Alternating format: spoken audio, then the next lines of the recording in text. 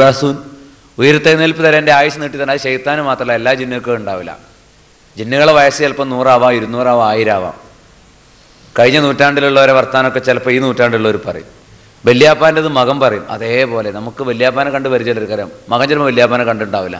എന്താ കാര്യം? വല്യാപ്പാനെ പരിചയമുള്ള ഒരു ജിന്ന് ഇവിടെ ഇടപെടുന്നതാണ്.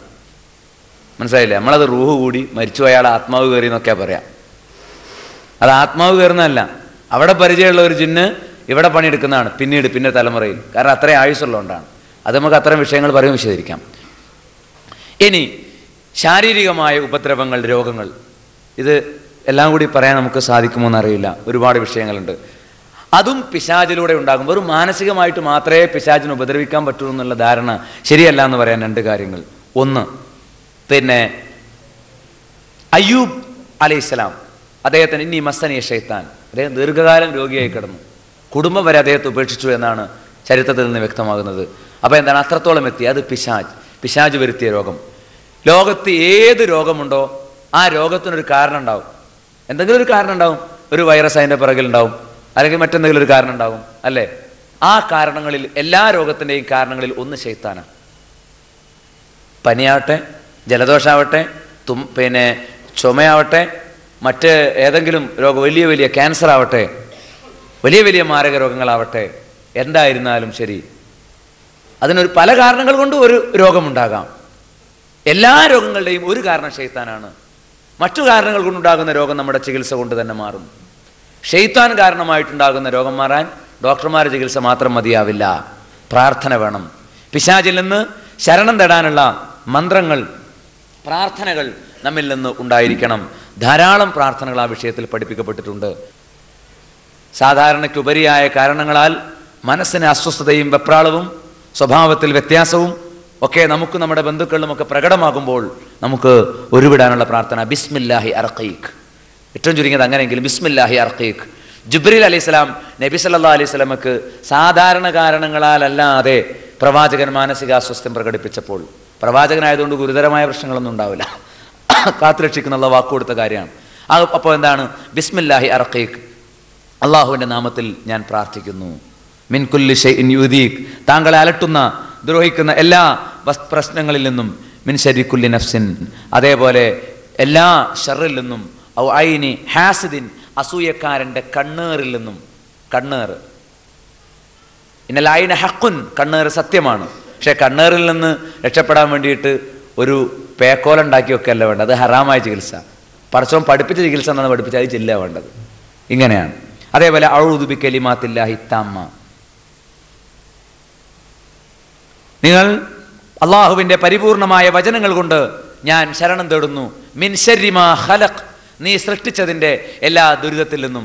മറ്റൊരിടത്ത് മിൻ കുല്ലി ശൈത്വാനിൻ വഹാമ്മ, എല്ലാ പിശാചുക്കളിൽ നിന്നും, എല്ലാ ദുരിത ദുഃഖങ്ങളിൽ നിന്നും അള്ളാഹുവിൻ്റെ കലിമത്തുകൾ കൊണ്ട് ഞാൻ ശരണം തേടുന്നു. അതേപോലെ അമിൻ കുല്ലി ഐനിൻ ലാമ്മ, ആക്ഷേപകരമായ എല്ലാ കണ്ണേറിൽ നിന്നും അള്ളാഹുവിൻ്റെ കലിമത്തുകൾ കൊണ്ട് ഞാൻ ശരണം തേടുന്നു. പള്ളിയിലേക്ക് കയറും ബിസ്മില്ല. പള്ളിയിൽ പോയി നിസ്കരിക്കുമ്പം ഫിത്തനാക്കാനായിട്ട്, വസ്വാസ് ഉണ്ടാക്കാനായിട്ട് പ്രത്യേകതരം പിശാചുക്കളുണ്ടെന്നാണ്. വസ്വാസ് 2 റക്അത്താണോ 3 റക്അത്താണോ സംശയിപ്പിക്കാൻ, ഒരു സുജൂദാണോ 2 സുജൂദാണോ, അതിൽ നിന്നൊക്കെ ശരണം തേടാൻ വേണ്ടി പ്രവാചകന്റെ പേരിൽ സ്വലാത്ത് ചെല്ലൽ ഷെയ്ത്താൻ ഏറ്റവും വെറുപ്പുള്ള കാര്യമാണ്. ഷെയ്ത്താൻ ഓടിപ്പോകാൻ കാരണമാകുന്ന സംഗതിയാണ്. ഭാര്യ ഭർത്തൃബന്ധത്തിൽ ഏർപ്പെടുമ്പോൾ ബിസ്മില്ല, അല്ലാഹുമ്മ ജന്നിബിന ശൈത്വാൻ വജന്നിബി ശൈത്വാന മാ റസഖ്തനാ ഫഇന്നഹു. ഈ പ്രാർത്ഥന നമ്മൾ ചൊല്ലിയാൽ എന്താണ്? അതിലൊരു കുട്ടി നിശ്ചയിക്കപ്പെട്ടിട്ടുണ്ടെങ്കിൽ ലം യളുറഹു ശൈത്വാനൻ അബദ, ശൈത്താൻ അവനെ ബാധിക്കൂല. നമ്മുടെ കുട്ടികൾ ദീനിയായി വളർന്നു വരണമെങ്കിൽ ഭാര്യ ഭർത്തൃബന്ധത്തിൻ്റെ സമയം മുതൽ പടച്ചവനോട് കാവൽ തേടിക്കൊണ്ടിരിക്കണം എന്നാണ്. അതുകൊണ്ട് അള്ളാഹുവിൻ്റെ നാമത്തിലായിരിക്കുക എന്നുള്ളത്. ഇങ്ങനെ വേറെയും പ്രാർത്ഥനകൾ പഠിപ്പിക്കപ്പെട്ട ഒരുപാട് പ്രാർത്ഥന നമുക്ക് കാണാൻ സാധിക്കും. സന്ധ്യാസമയം വന്നാൽ ഇതാക്കാന ജുൻഹുല്ലൈലി ഔ അംസൈതും ഫകുഫു സിബിയാനക്കും, നിങ്ങളുടെ കുട്ടികളെ നിങ്ങൾ പിടിച്ചു വെക്കുക. ഇതൊന്നും ഉമ്മാമ്മമാർ പറയുന്ന അന്ധവിശ്വാസമല്ല, അള്ളാഹുവിൻ്റെ റസൂൽ വഹി അനുസരിച്ച് പഠിപ്പിക്കുന്ന കാര്യമാണ്. ബുഖാരിയിലും മുസ്ലിമിലും വന്ന ഹദീസ് ഞങ്ങൾ കേൾപ്പിക്കണത്. ഇതിനെ പുച്ഛത്തോടു കൂടി തള്ളുന്ന ആൾക്കാരുണ്ട്. സന്ധ്യ ആയാലും ഒന്ന് വാതിലടക്കാൻ, പകൽ തുറന്നിടുന്ന മാതിരി സന്ധ്യാസമയത്ത് വാതിൽ തുറന്നിടരുത്. 2 കുട്ടികളെ ഒറ്റയ്ക്ക് പുറത്തേക്ക് വിടരുത്. വൈകുന്നേരം ഷെയ്ത്താൻ്റെ വിളയാട്ടുണ്ടാവും. പിശാച് പ്രത്യക്ഷമായി ബാധിക്കാനും അവരെ സ്വാധീനിക്കാനും ഇടവരും. അതുകൊണ്ട് ഫകുഫു സിബിയാനക്കും, കുട്ടികളെ നിങ്ങൾ പിടിച്ചു വെക്കണം എന്നാണ്. പിന്നെ സന്ധ്യ അങ്ങ് കഴിഞ്ഞ് രാത്രി കുറച്ച് കഴിഞ്ഞാൽ നിങ്ങൾ വേണമെങ്കിൽ അവരെ പാട്ടിന് വിട്ടോളൂ. ഫഅഗ്ലിഖുൽ അബ്വാബ്, വാതിൽ നിങ്ങൾ അടച്ചു വെക്കണം. വദ്കുറുസ്മല്ലാ, അള്ളാഹിന്റെ നാമം നിങ്ങൾ സ്മരിക്കണം. ഫഇന്ന ശൈത്താന ലാ യഫ്തഹു ബാബൻ മുഗ്ലഖ, അടച്ചിട്ട വാതിൽ ഒരിക്കലും ശൈത്താൻ തുറക്കൂല. അതേപോലെ തന്നെ നിങ്ങളുടെ ഹമ്മിറു ആനിയത്തക്കും, പാത്രങ്ങൾ നിങ്ങൾ മൂടി വെക്കണം. വദ്കുറുസ്മല്ലാ, അള്ളാഹിന്റെ നാമം നിങ്ങൾ എന്ത് ചെയ്യണം? നിങ്ങൾ ഉരുവിട്ടുകൊണ്ടിരിക്കണം. അതേപോലെ രാത്രി കിടന്നുറങ്ങാൻ നേരത്ത് അത്ഫിഉ മസാബിഹക്കും, നിങ്ങൾ വിളക്ക് കെടുത്തണം. എൻ്റെ വീടിൻ്റെ പ്രൗഢി പാതിരാക്ക് പോണവരൊക്കെ ആണെങ്കിൽ അകത്തും പുറത്തൊക്കെ ലൈറ്റിട്ട് വെച്ചാലേ ശരിയാവുള്ളൂ. എന്നിട്ട് ന്യായം പറയും ശൈത്താൻ, എന്ത് കള്ളന്മാർ വരുമ്പോൾ ഇവിടെ ആളുണ്ടെന്ന് മനസ്സിലാക്കാനാണ്. മനസ്സിലായില്ലേ? അപ്പോൾ ശൈത്താൻ അറിയാം അവിടെ എങ്ങനെ കള്ളനെ കൊണ്ടുവരേണ്ടത്. അത് വേറെ വിഷയം. ജിന്നുകൾ വീട്ടിൽ താമസിക്കുന്നു എന്നാണ്. പക്ഷേ ആ വീട്ടിൽ അതിൻ്റെതായ പ്രയാസങ്ങളും മാനസിക വിഷമങ്ങളും ഒക്കെ ജിന്നുകൾ, അതിലെ പിഴച്ച ജിന്നുകൾ അവിടെ നിന്ന് പിരിഞ്ഞു പോകുന്നില്ലെങ്കിൽ അനുഭവിക്കേണ്ടി വരും എന്ന് നമുക്ക് മനസ്സിലാക്കുന്നത്. ജിന്നുകളിൽ വലിയ ഒരു പങ്ക് നമ്മുടെ മിത്രങ്ങളാണ്, നമ്മെ നന്മയിലേക്ക് പ്രേരിപ്പിക്കുന്നവരാണ്, എപ്പോഴും നമ്മുടെ കൂടെ കൂട്ടാളിയായിട്ടുണ്ടാകുന്നവരുമാണ്. നമ്മൾ അറിയാതെ നമ്മുടെ മനസ്സിനെ നന്മയിലേക്ക് ചിന്തിക്കുകയും തിന്മയുടെ സാഹചര്യം വരുമ്പോൾ നമ്മെ അതിൽ നിന്ന് തെറ്റിക്കുകയും തിന്മകളിൽ നമ്മുടെ കണ്ണ് അടയ്ക്കുകയും നമ്മുടെ കാലുകളെ അവിടെ നിന്ന് മാറ്റി സഞ്ചരിക്കാൻ പ്രേരിപ്പിക്കുകയും ചെയ്യുന്ന അനുഭവം നമുക്കുണ്ടെങ്കിൽ തീർച്ചയായും അത് സത്യവിശ്വാസികളായ ജിന്നുകളുടെ സാമീപ്യവും സാന്നിധ്യവും കൊണ്ടുകൂടിയാണ് അള്ളാഹുവിൻ്റെ അനുഗ്രഹത്താൽ അത് സംഭവിക്കുന്നത് എന്ന ബോധം നമുക്കുണ്ടായിരിക്കണം.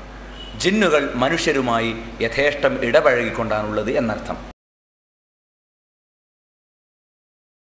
എന്താണ് പിശാചുബാധ? എങ്ങനെയാണത് ഒഴിപ്പിച്ചെടുക്കുക? ആരാണത് ചെയ്യേണ്ടത്? പിശാച് സേവയുടെയും ബാധയൊഴിപ്പിക്കലിന്റെയും ഒരു പഴയ കഥ കേൾക്കൂ.